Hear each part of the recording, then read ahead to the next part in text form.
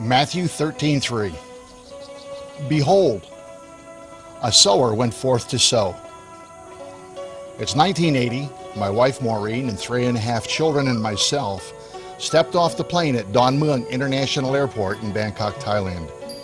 We are being met by 3 other missionary families who had just arrived the previous year. When we began our part of God's Great Commission, it never occurred to us how long or how big the task would be. And 30 years just happened, one day at a time.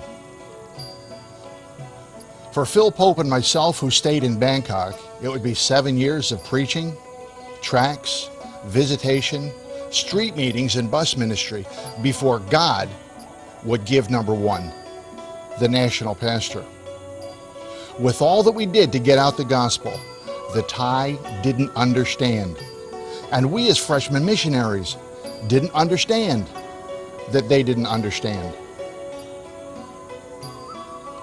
At the same time, even after being there for 30 years, it is impossible for an American to ever understand the reverence and love the Thai have for their king. There is certainly no one in the United States, and maybe the world, that has the influence that this man has over his subjects. In 1974, and again in 1993, the students were protesting against the government and rioting in the streets. For 3 days, it was war with atrocities on both sides.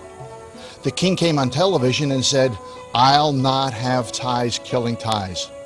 Soldiers, go home. Students, go home." And they did. In the 60s, it was the king that detoothed the communist threat in Thailand. Laos and Burma were fighting civil wars, and Cambodia exterminated 30% of its population, while Thailand grew its population to 66 million because of this man. It is impossible for an American to understand the Thais' love for their king. This man is Buddhist. I want to give you an idea of how saturated this country is with Buddhism. If I ask a Thai what religion he is, he will say Thai. What he is saying is, I am with the rest of the Thai who are Buddhist. To be Thai is to be Buddhist. We are one.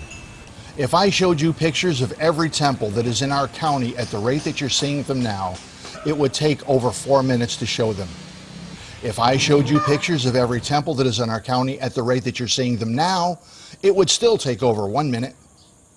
Every house, government building, government office, school, schoolroom has a shrine. Most rice fields have shrines. And seemingly for no reason, there are shrines along the road. To be Thai is to be Buddhist.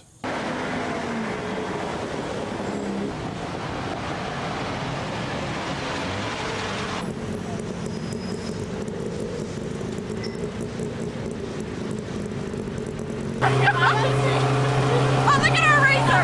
Oh my goodness, he's beating us! He's beating us! Where are we? We're in Bangkok. We're in Bangkok riding his back to Spain.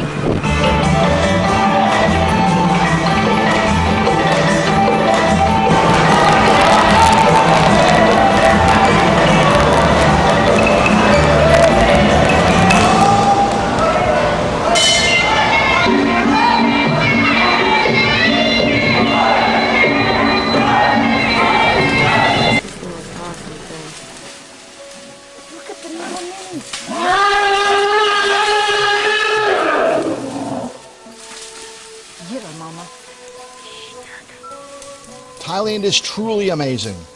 Culture, yes. Animals, yes.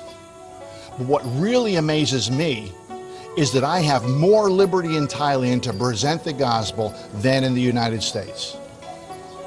Tracts, preach on the streets, radio, even the public schools are open to hearing the gospel, but they seem to be impervious. One excuse is that what is good enough for the king is good enough for me. Or, our ideas are founded on 600 years of culture. This is who we are. This has all been background and developing a problem that is bleak at best. Is there a solution? Is there a way over, under, around, or through the obstacles that Satan has set up? Let me introduce Jezda. He was our number one, our first preacher. Jezda approached me when I wasn't witnessing or even had a track. He asked me where he could get a Bible. I told him that I would get him one. I'm ashamed to admit this. I forgot. 2 days later, he called me and said, "Hi, Tim. This is Jezda." I thought, Jezda, who's Jezda? Tim, about the Bible. I about died. This needs to be said very clearly. No man gets the credit for reaching Jezda. God touched your heart to support us, in some cases 30 years ago.